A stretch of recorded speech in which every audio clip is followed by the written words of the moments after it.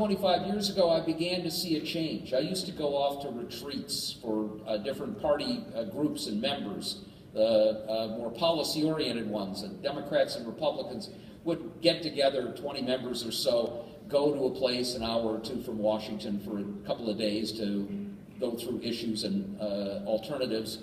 And usually it would be the members sitting around a big table with a handful of staff and one or two outsiders like me.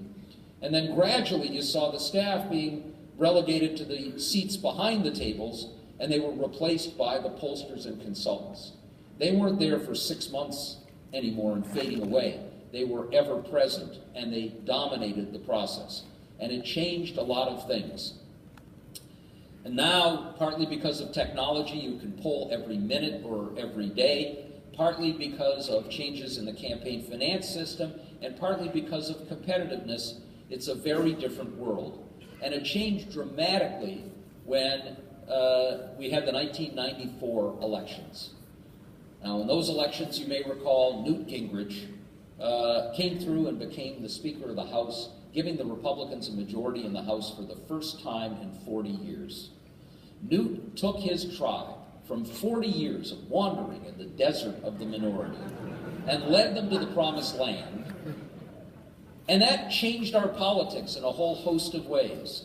One of the ways it did it was it brought us an era of intense two-party competition.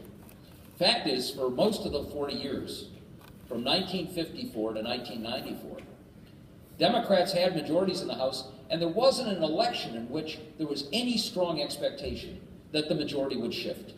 You're going to see pretty strong changes in seats.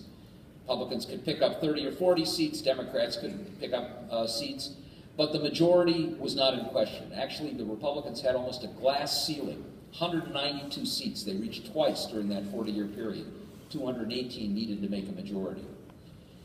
And that makes a difference if you know you're going to be in the majority or you know you're going to be in the minority in terms of how you behave and what your mindset is.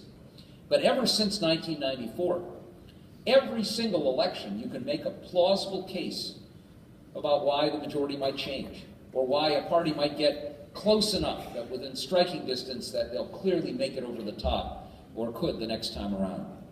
So, combination of two things. The stakes are higher because the majority could change, and the consequences of a shift in majority are much greater.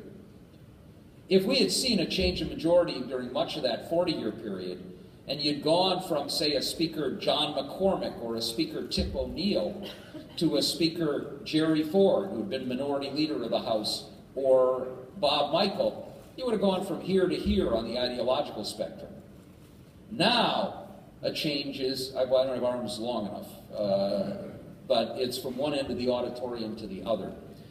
And what that means is your mindset is different. If you're thinking about policy, and you work with people on the other side, you might reduce your chances of getting into the majority because you'll lose one of those wedge issues that you could use to divide the other partisans from some of their own constituents. Or you might give them more credibility because you've actually accomplished something. And nothing expresses the mindset of the permanent campaign better than Mitch McConnell's famous comment in 2010, "My number one goal is to make Barack Obama a one-term president." Now, when Mitch said that, I thought, well, they must have misquoted him. He must have said, "My number one goal is to get the economy moving again, and to get jobs, and to deal with education. And to accomplish that goal, we have to make Barack Obama one-term president." But he cut right to the chase. That's the permanent campaign.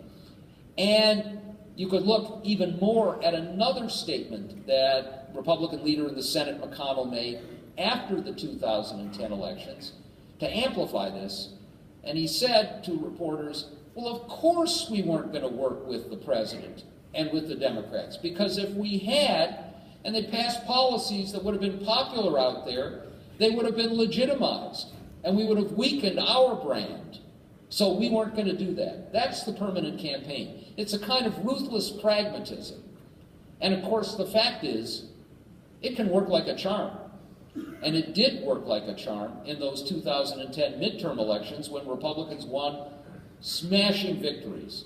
63 seats picked up in the House of Representatives, the best showing for their party in almost 100 years, and major gains in the Senate and, of course, all across the country. Now, that's one element, but there's a second part that makes the polarization more of a headache and a bigger problem for the political process, and it's what I call tribalism.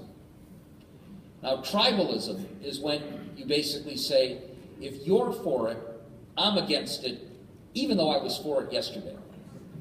Now, I'll give you the best example.